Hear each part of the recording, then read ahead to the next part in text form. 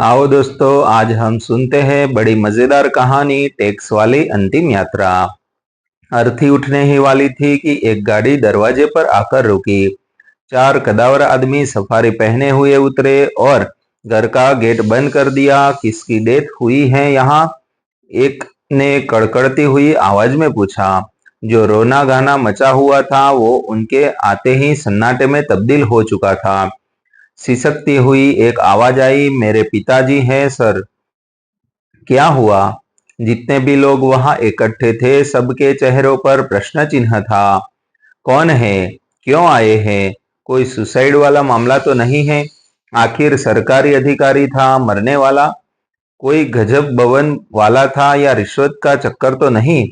कोई पीछे फुसफुसा रहा था पड़ोसी से, पक्का इनकम टैक्स वाले होंगे या आर्थिक अपराध वाले। खूब कमाई थी ऊपर की इनकी।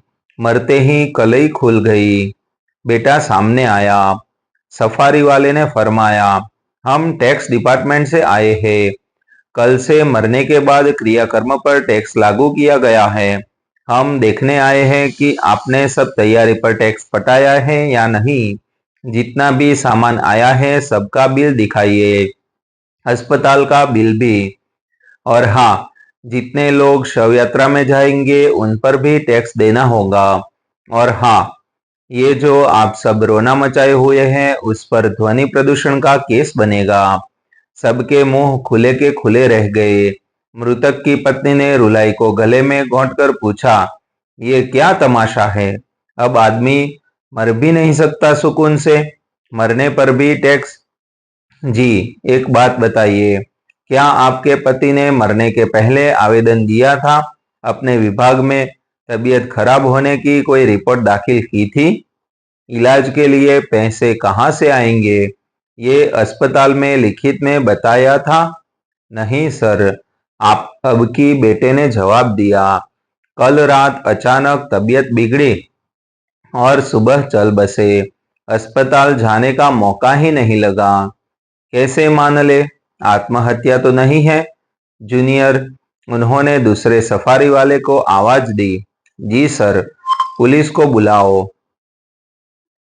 पंचनामा करवाओ बॉडी का।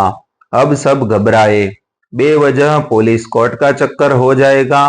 बेटे ने हाथ जोड़कर समर्पण कर दिया।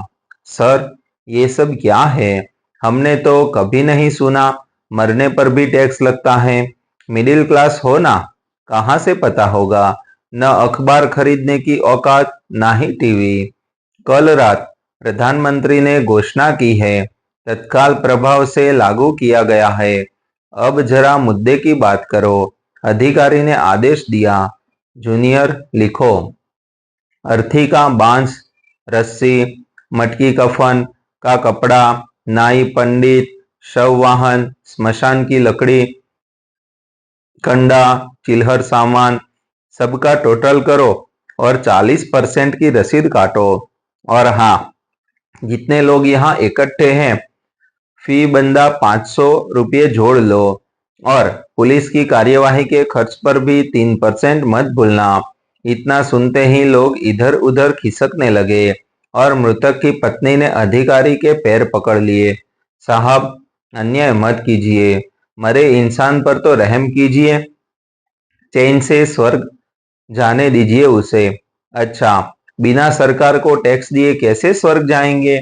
वहां भी दरवाजे पर यमराज के अधिकारी होते हैं। उनके लिए भी तो पिंडदान करते हो ना, तो यहाँ क्यों नखरे? वो घुराए।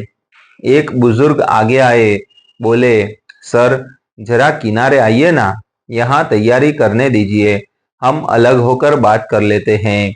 गमगीन माहौल में अधिकारी के चेहरे पर चमक आई।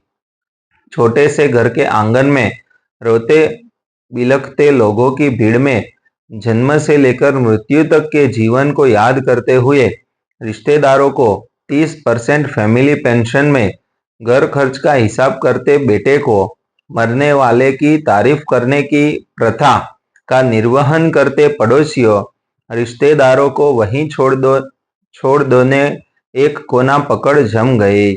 थोड़ी देर बाद गमगीनी मुख मुद्रा बनाए सफारी ने बेटे से कहा, तुम्हारे दुख में सरकार भी शामिल है। ईश्वर तुम्हें ये सब सहन करने की शक्ति दे। अंकल जी को सब समझा दिया है, वैसा ही करना। इतना कहकर वे विदा हो गए। कुल खर्च के टैक्स का आधा पक्का विभाग के खाते में डालने की हिदायत देकर और आधा कच्चा अपनी जेब में लेकर संवेदना प्रकट करती सरकार अगली अंतिम यात्रा की तलाश में निकल पड़ी।